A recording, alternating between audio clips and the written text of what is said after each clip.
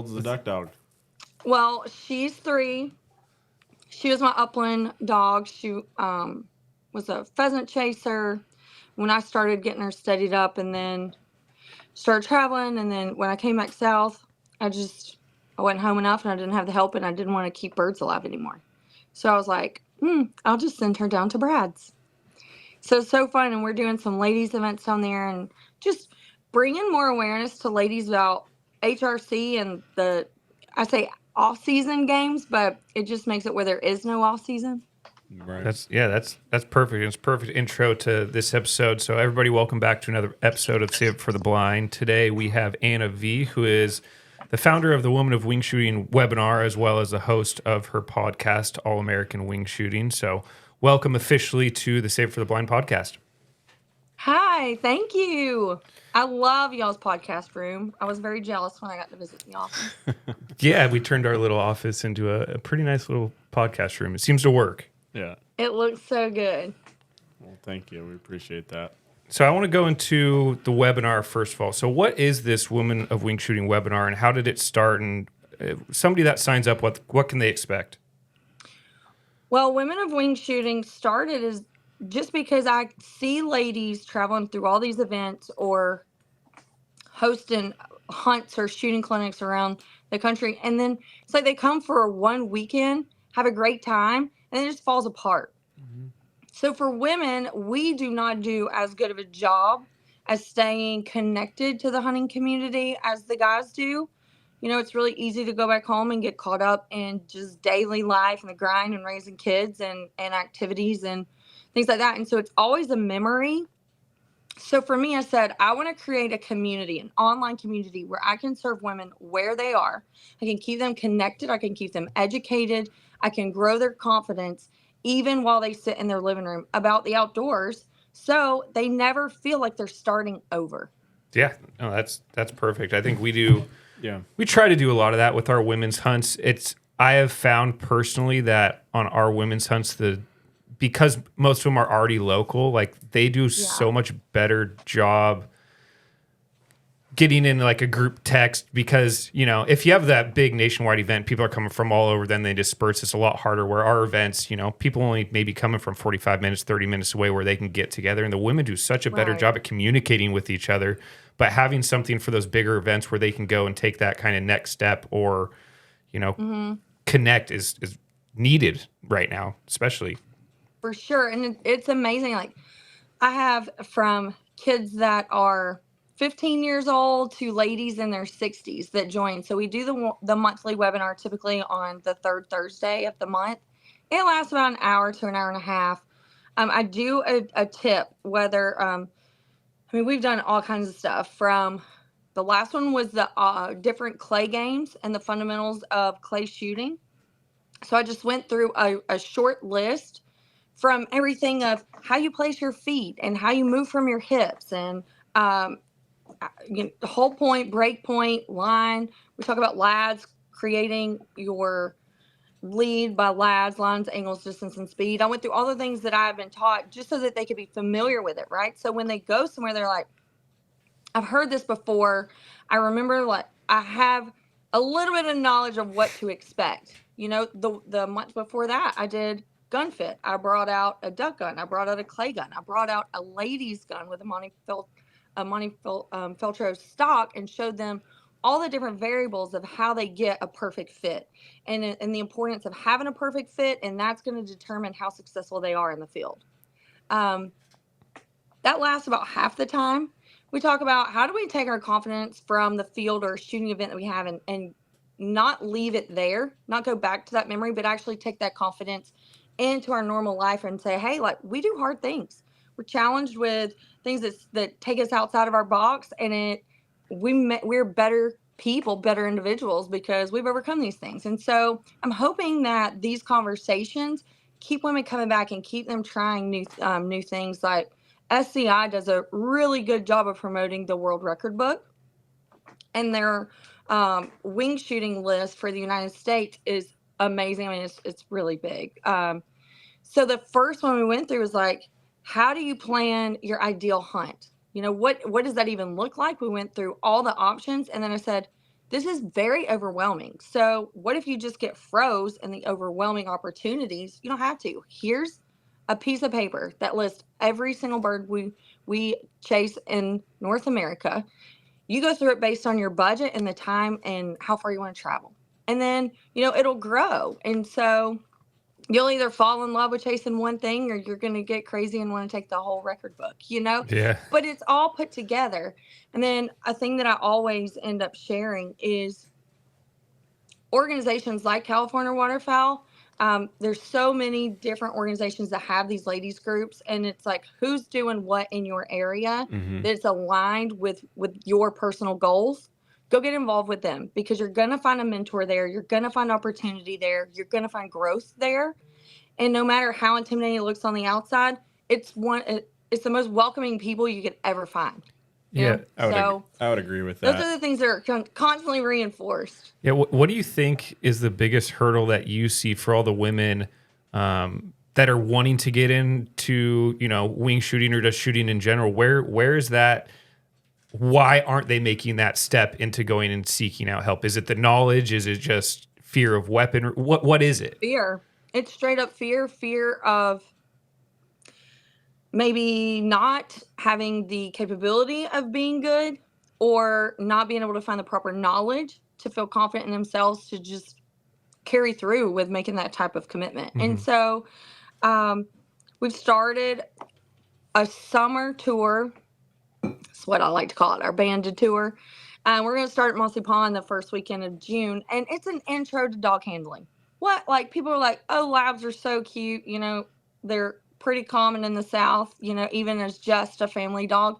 There's so many people that love a lab, have no idea what capabilities they have and the potential that they have. And so just to go down there and let Brad's team show off all different types of labs and the different things they can do from the water work to just, 400 blind retrieves. And so just blow women's mind, like, wow, this is an endless world of opportunity and fun.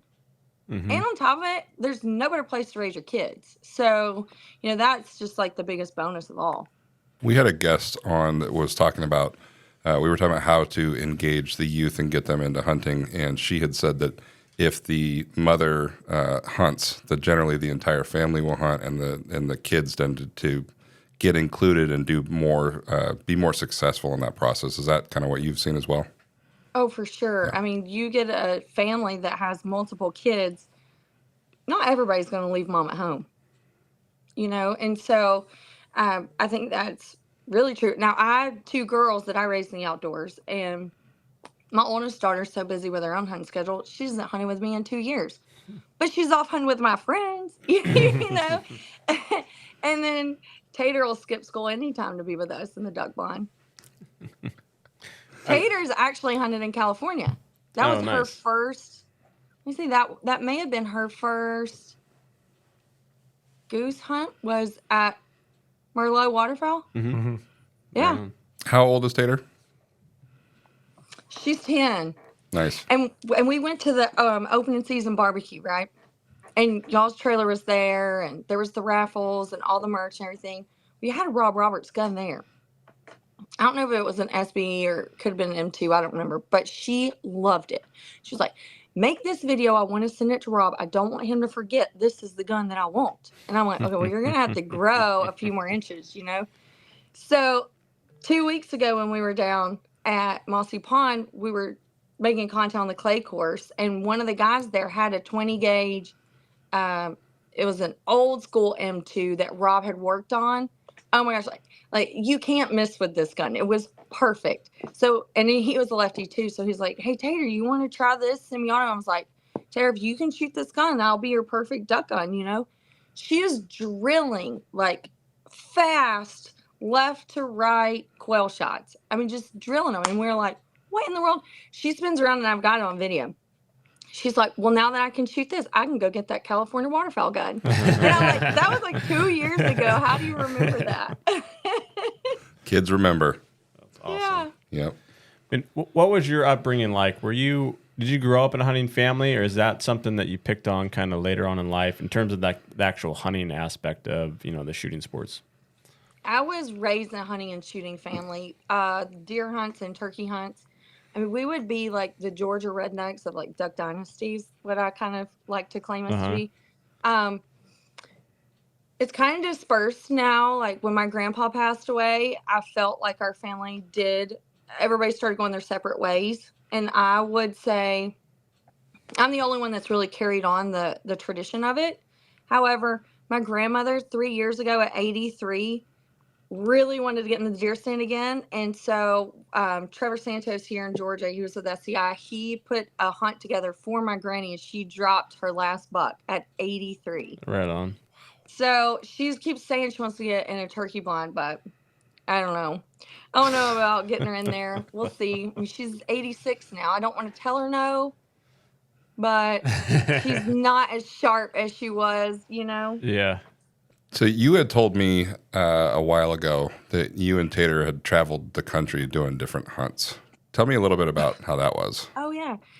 Yeah, so when I first got started, I was doing the sporting clay thing, but I had a short hair. And the short hair made me crazy at 6 months. I said, Lord have mercy, I got to figure out what this dog's job is. And she has to do it well because she's not getting along with us at home. And so I found a trainer, sent her there. But the guy that got me into short hairs was a tournament hunter. So I was running tournaments before I was actually a bird hunter. And the game of that, I don't even know if you guys do this out there. Yeah, speak to that. That's something that's not real prevalent out here in terms of the tournament style hunts. Okay, well, the biggest thing that I can say is it's like rodeoing. It's like a roping circuit, but you're bird dogging. So the UFTA is what I ran in Georgia. And that would be, I don't know, I guess like a 10-acre field. They would plant 3 birds in a front, middle, and back, quail birds. But you're sequestered. But you sit there and you watch the fields all day. You'll have to run multiple fields through a series. And so if any birds are left over or somebody missed a bird or they didn't find their bird, like you'll want to keep up where those are. So if it comes your turn, then that's how you play to get a quicker run. Well, I got involved with hosting ladies clinics and teaching women to shoot. So that took me up north. And I'd kind of gotten out of the tournament hunting in the South because the clinics kind of took over. And it was way more rewarding. I started traveling with CZ shotguns and being with the ladies and that excitement, that's very contagious, you know? So I tried that. And it was taking off like wildfire. And all of a sudden, COVID hit. So I was actually in Wisconsin hosting a ladies hunt, and right before COVID hit, and a blizzard came, so we didn't have our ladies event, but the guy that ran the kennel said, hey, we've got a tournament coming up. Do you just want to stay and run that? And I was like, okay, well, first of all, I've not been too positive publicly about labs because I was the short hair snob. and I'd never even watched a flusher field, but I was like, heck yeah. I mean, there's nothing else to do right now. So we went, and I was absolutely addicted to the flusher world, running a retriever, the whole 9 yards. I was stuck there for like 14 days force fetching and got to run that tournament. And that was all I did for the next 2 years. During COVID is I ended up taking on dogs, training dogs. I had to pivot from shooting because all the lodges shut down. So the shooting facilities or anything, they were holding on, and the dog thing just kind of came in. It was all by accident. So then I started running BDC, which upped their field a little bit to a 5-bird plant with chucker. The BDC is a fun game. Since I've left, I think they've changed the rules some. But I did that, and I built up a kennel, and then I had all my dogs, and now I'm still hosting ladies hunts and teaching women how to shoot. And I'm using the lessons that I learned through the dogs is like so many women get brought into the hunting world because of the dog. And that's my story too. And it's so easy. It's like, I got to figure this out because I love my dog, but I can tell that she needs more than just our life. And I mean, I was hauling a short hair to horse shows. There were pigeons everywhere. It was crazy. And she had no manners at the time. And so, yeah, it's just all kind of fell into place. But being in the hunting world was a comfortable place for me because that's what my family did. In spare time, they had, 22s. they had long rifle 22s and everybody would shoot for fun, and whoever won like would get to take the gun home. So these guns have passed through the family and stuff. It's really fun. Right on. Now you're a past champion. Are you still doing the hunting circuit, or is that something that's past you and you're on to new endeavors? Okay, well, I did love that, and Tater traveled with me, and we had a ball. I mean, she was homeschooled the whole 9 yards. We had a blast doing that. But because of her age, like she's sat on the sidelines for so long. She's waited to get big enough to shoot. She's waited to get big enough to run her own short hair, all the things. And so when we got introduced to the retriever world, it was like, wow, this is a dog where a young kid can be independent. And then with that kennel in the summer, we were running the AKC games, running tournaments during the year. The dogs never had an off season. They stayed sharp. All those tools are so beneficial in upland hunting. You know, I don't think that that's stressed enough about having a master hunter dog in an upland field. So we got sucked into that. And so my dog is finishing up at Brad's, like I was saying, in Mossy Pond, and we're going to start HRC. We're going to go this summer. We're going to go north, back north. We get pulled up there a lot. I really enjoy it. And try our hands at that and let Tater, you know, enjoy some things on her own. Right on. Where are some of the areas you've hunted in California so far? Really only down at Rocky's place, which, I mean, I've hunted all over down at Rocky's place. I don't know why you would want to go anywhere else. I've had a great time every hunt. I'm like, okay, yeah, for sure I'll go back there. I think the last hunt we had there was an SCI hunt this last season. I think I got 5 species in the weekend. So I was pumped. Like, that was the biggest success ever. Me and Laird did this big, he's the CEO of SCI. We did a video about it. And, you know, I discovered that world record book and how exciting it is when you can check something off and have a new experience. Mm-hmm. And they started a group called Women Go Hunting. Well, the contest before convention was how many species can you add to your world record book before. And I gave one of my hats away with Greeley Hat Works for the lady that won the most. So I thought I was doing great. You know, I'm like, man, we have an opportunity to stack them up a lot quicker than a big game hunters, you know. I still got smoked, but it was a heck of a time. Like, you don't know where anybody is. It's not like they have a running tally. So you're like, okay, well, I got to get out this week and go chase something else. Like, you're doing it blindly. So I thought I was rocking and rolling. It was fun. So that adds a whole new element as far as trying to get as many species as you can, right? So it adds probably a little more of a challenge, I would assume, to hunt because you're specifically searching out species.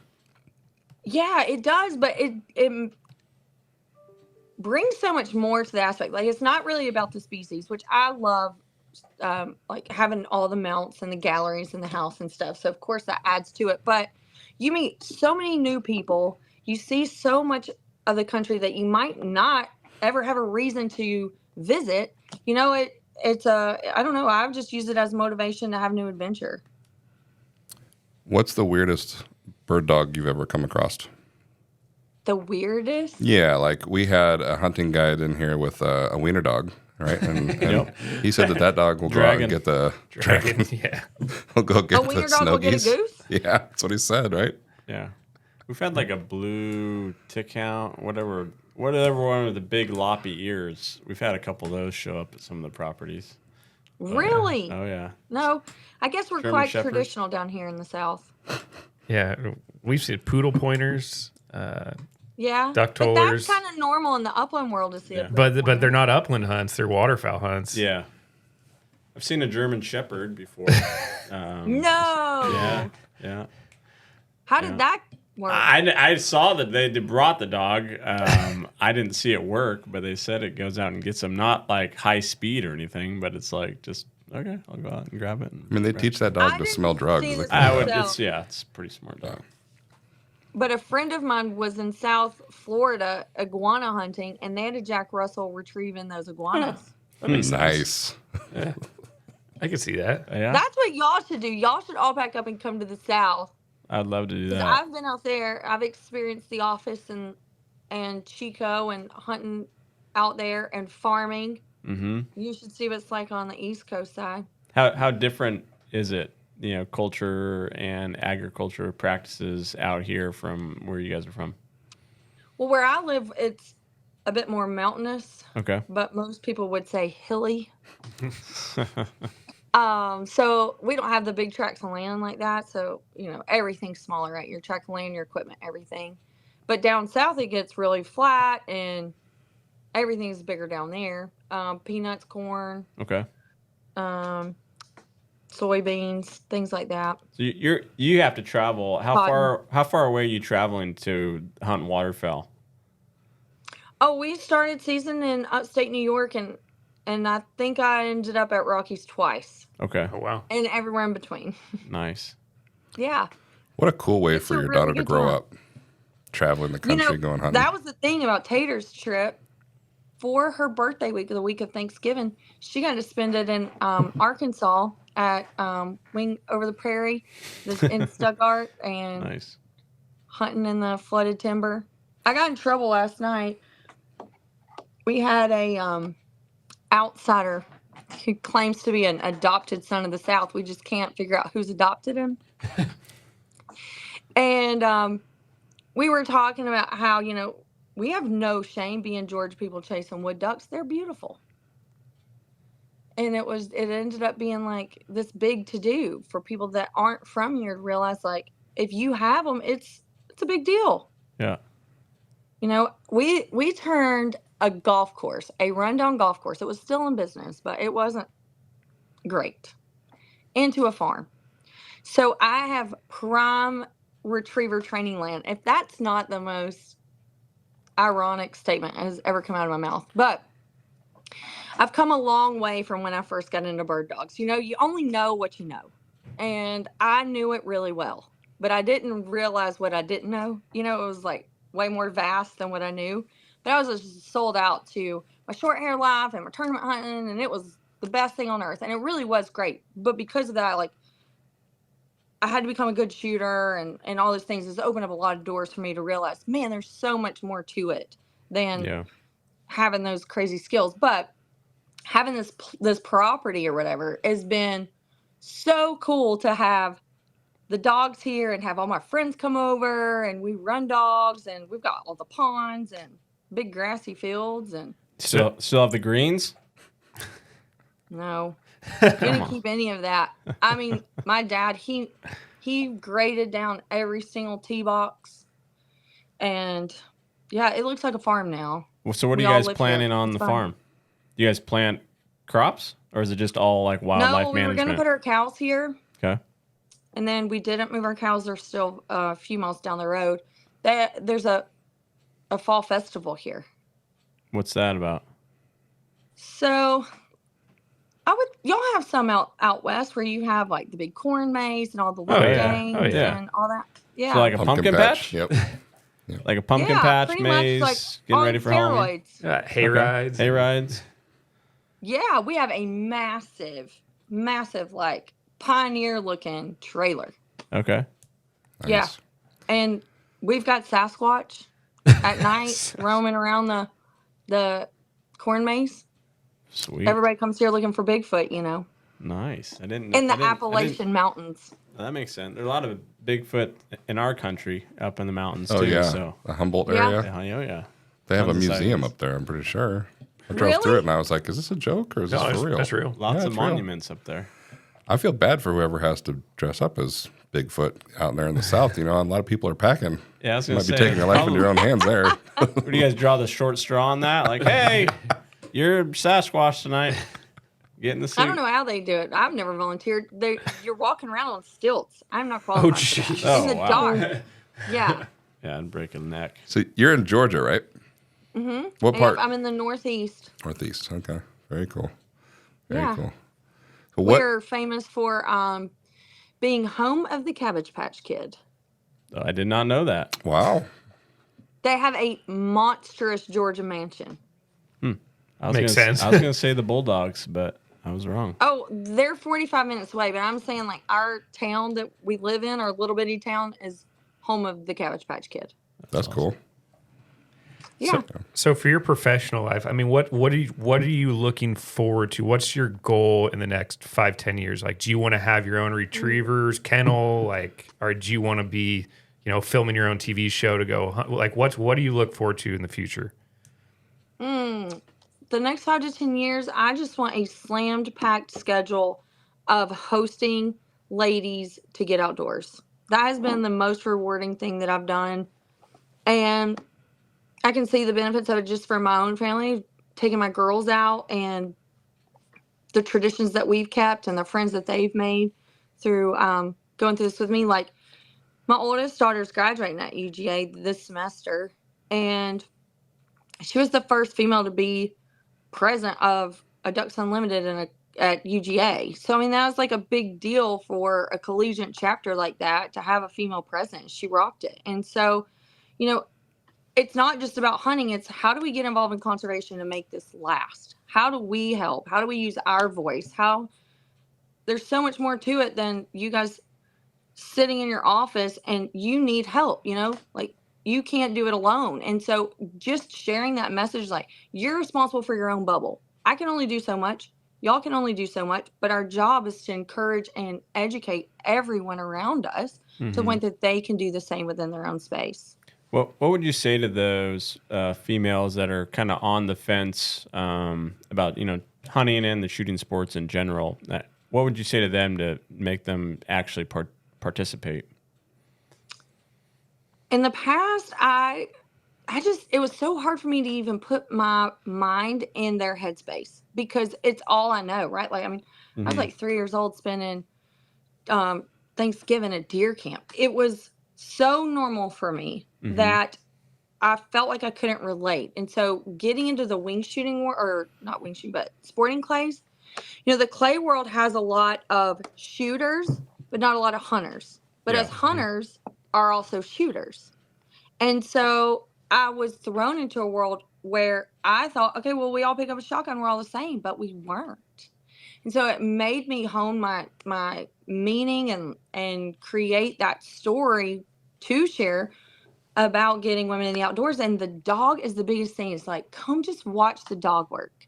And then it's so cliche when we talk about it till we're dead in the face, but the field to fork message is still huge for women that have never experienced it.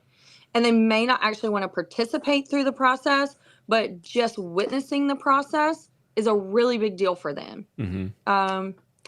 And then the other thing is, like, you don't even have to carry a gun. Like, just come and have a good time with us. Like, this is a blast. And once people see these dogs work and they're like, that dog worked so hard just for us. And at the end of the day, you can see that they're just way more relaxed, way more accepting and curious about what we do and why we do it. I mean, you can take a non-hunter and change their mind to become a hunter. You're never going to take a hunter and change their mind to not be one. Yeah. That's true. And I think, the dog aspect is a big part of it. The children aspect of it, as you had mentioned, COVID, I think if there was any silver linings, was that it did get more people into hunting and opened their minds. But getting kids away from screens and getting them out and living lives that a lot of previous generations got to understand and appreciate, I think, is another way to really encourage the family unit to do it. And like you said, I don't know if you even need to, everybody doesn't need to have a gun, but doing it as a family, watching the marsh come to life, or going out pheasant hunting and walking through the fields and working with the dog is an experience that they're not going to have anywhere else, not at an arcade or at a restaurant. And then getting to take that bird or that harvest all the way through over the finish line and turning it into a meal. I recently went through this process with these guys, and it's just an experience that you don't know, and I think people take for granted. Because like you said, if you grew up hunting, it's just another part of life. But if you didn't and you come from suburbia like I do, it's a huge, mind-blowing type of experience that you just don't you just don't know until you actually get to do it. And you have to do it to really understand it. Yeah, and it's the same with the dogs too. It's like when I was training, it was one of those things. Well, a champion to me is gonna come with a title. Like I was so competitive and so driven to be a competitor because that's what got me into the space, right? So that just framed my mind on that. But really, a champion dog is whatever the owner wants it to be, right? So we have this saying that everybody's dog is the best dog. And it is like, as long as the dog is fulfilling the ideals of the owner, it's the best dog. And so it's changed everything for me. It's like, okay, well, we don't want any dogs without manners. Like, you don't want a rude dog, right? But they don't all have to be master hunters. They don't all have to be at the Grand right now. They don't, and so like my short hairs, well, Dolly was qualified for Ladies Player of the Year the year that we didn't return. But Mercy, gosh, I have so many scripts with her, but she was my first one. And I think all the things, like, we can haul down the highway, right? And as soon as I turn onto a road and get like 40 miles an hour, or if I hit a dirt road or something, she just lights up and barks. And it annoys almost every single person that rides with me. But I think Mercy's back there like she's ready to roll. And I remember when I first got started, that got me geeked up, right? Because I didn't know what the heck I was doing. I was just going for a good time. I was horrible. I was the worst shooter when I started. I was the worst dog handler when I started. I mean, like, there's plenty of people that will confirm that. And it was so much fun for me. I didn't even care. I was like, I'm getting better because I love this. And so, like, now, I mean, Mercy will be 10 this summer. And it's like, your dog does that? And I'm like, yeah. And the day that she stops is going to break my heart. Having run so many dogs for such a long time, do you have just one or two good tips for people that handle sports dogs that, just something generalized that can help people out that right off the top of your head that you tell people? Oh, yeah, this is fun because people get so soft about their dogs that they are softer on their dogs than they are their kids. Like, they'll let the dog run all over. I'm like, what that dog just did, right? Like, that dog pretty much just talked back, without saying a word or whatever. And it's like, you've got to discipline your dog the way that you would your kid. Have the same, high perfection standards, so if it's one of those things, like, you do what I ask you to do the first time because that's the expectation, right? And so that's pretty much the thing. It's like, if you hold that consistent, then no matter what you end up doing with your dog is going to be a success. I think people need to learn that with their kids too nowadays. Sorry. That was what I was going to tell you about. Tater's back in public school, right? And we had this conversation when I was out there with you in the office about or maybe we were at SHOT Show, the influence that the kids have and the things that are coming in. We live in small town USA. Like, they literally film Hallmark movies here. It is a tiny place that you feel is safe and still very conservative minded and rooted in, let's say, the all-American way.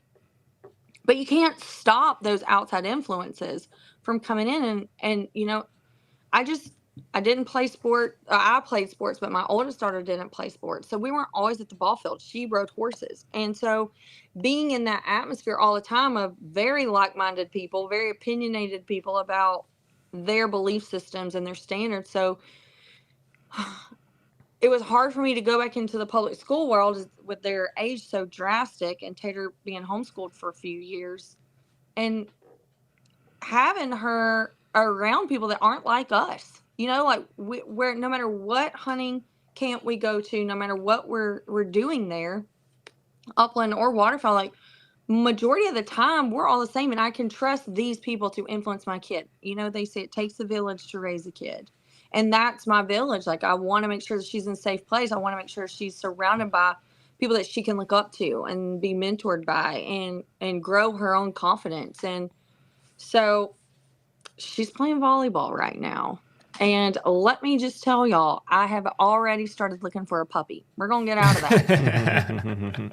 and the whole thing is like, people don't realize if your kid plays sports and they're really good at it, then they have to even spend extra time there, right? So not only are they on their ball team, but then they have to have their one-on-one coaching, all that stuff. And I mean, ball down south is religion. And so I was like, who's going to be raising my kid? Because it ain't going to be me. Because all the hours that she's with me, she's sleeping. And so it's my responsibility of how she is supposed to, turn out. And so carrying on the traditions of my family, that's just kind of what I chose to do. And she's really good at it and she loves it. And so I'm like, okay, well, I didn't want an extra dog, but if you really want an extra dog, this is the stipulations. But the hunt test world, I think, is going to be so perfect for us. And we were down there running dogs 2 weeks ago.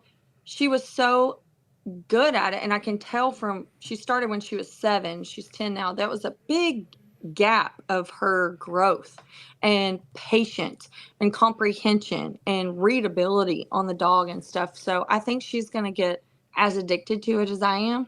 But the thing about the hunt test world is that, you can go and you're competing against a standard. So every dog can get a ribbon when you go there. So you get your kids, right? And you're trying to get them in the outdoors, away from screens, all these things. There's nothing better than tailgating. I mean, literally a hunt test is a tailgate with a dog activity. Mm-hmm. And so I was like, okay, well, your sister dragged me all around the country with a horse. You can have just about as many dogs as you want to equal what your sister spent on her hobby. So yeah, I mean, that's just it's worked for us and our family. And I know that my oldest daughter is who she is because of the organizations that we were involved with, the leadership that she gained from being involved with the youth programs, because she's been involved with upland orgs and waterfowl orgs. And I wouldn't trade it for the world. It's like, I honestly worry, how do I recreate that for the second one? Like the first one had it so good. It was so special. Life changes and, the staff changes, opportunities change.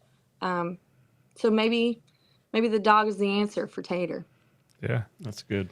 Yeah, I think, kids get desensitized to the real world around them with video games and movies and stuff like that.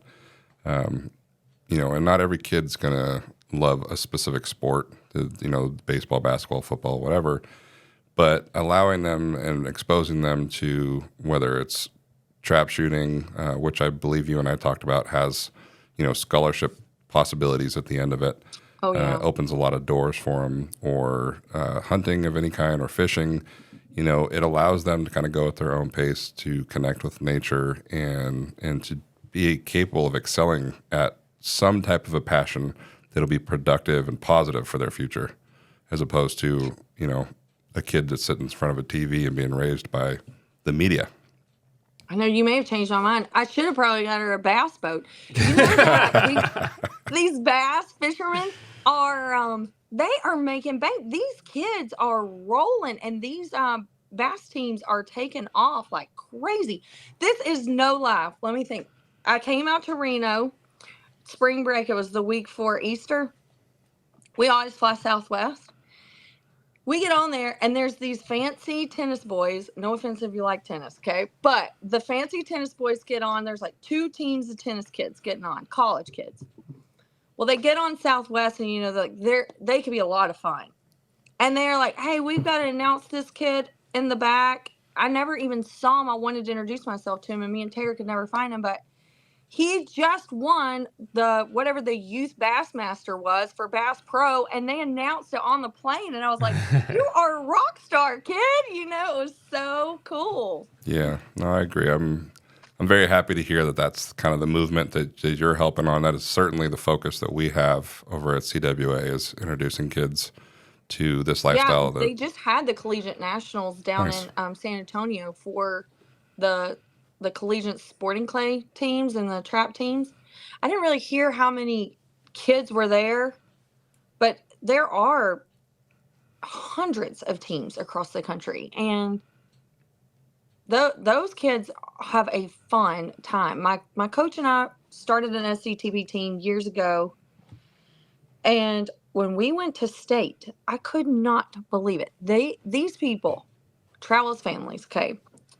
Fifth wheels, customized side by sides with, all the gun racks. It was so cool to see families out there grilling out. The kids are shooting on the off time, the family's shooting together, and it's like a massive campground of like youth shooters.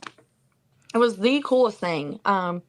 There's a lot of places to get involved. I mean, so many opportunities in the outdoors that you don't just have to be a hunter. Like, there's actual organized sports, like you say, to get kids to college. We're just kind of dog crazy around here. Yeah. That's not really an option yet. I don't think I can't send Tater to, A&M or UGA or some country girl school on a retriever sponsorship yet. But Maybe one day. Well, Anna, we got to wrap it up here, but we appreciate you coming on the Save for the Blind podcast, and hopefully we can get you out here maybe on some duck hunts and bring your dogs. yeah, well, I'm definitely out there. So the next time I'm there, I'll make sure that we all get together. At least have a cookout. Yeah. Remind us again when the webinars are. The next date is April 25th. You can sign up at annavoutdoors.com. There's a link that will send you through a series of emails. It'll give you all the information that you need. And you're doing those once a month, is that right? Once a month, the third Thursday. Yeah, it's just a really cool online where everybody comes in. It's very casual. We do a tip. We do a lot of roundtable talk, so everybody gets to communicate. You get to meet people that are on there, interested in the same things as you in your area or in the area that you want to be in. Awesome. Yep. Yeah. Thank you so much. Thank We you, appreciate guys. it. Thanks, Yeah, Anna. thank Appreciate you, it. Anna. Bye. Have a good day. Bye. Thank you for tuning in to this episode of Save It for the Blind podcast. You can find our podcast on Apple, Spotify, or wherever you listen to your podcasts.